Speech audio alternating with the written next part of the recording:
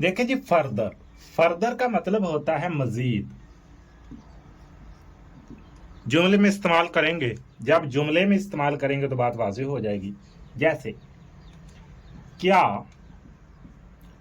आप क्या आप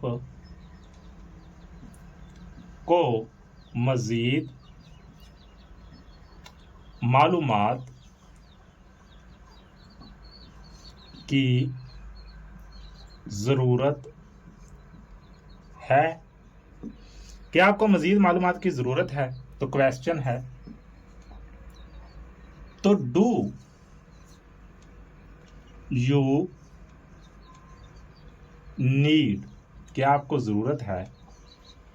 डू यू नीड, क्या आपको ज़रूरत है मजीद मालूमात की, फर्दर।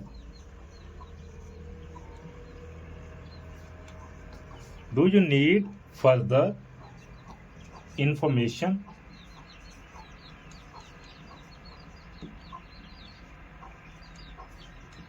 तो ये देखें, डू यू नीड, आप क्या आपको ज़रूरत है फर्दर इंफॉर्मेशन, मज़ीद मालूमात की।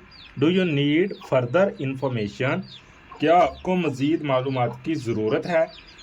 तो फर्दर का मतलब यहाँ पे है मज़ीद। तो यहाँ तक आप तर्जुमा करें, डू यू नीड, क्या आपको ज़रूरत है फर्दर मज़ीद इंफॉर्मेशन मालूमात की। Do you need further information, क्या आपको मज़ीद मालूमात की ज़रूरत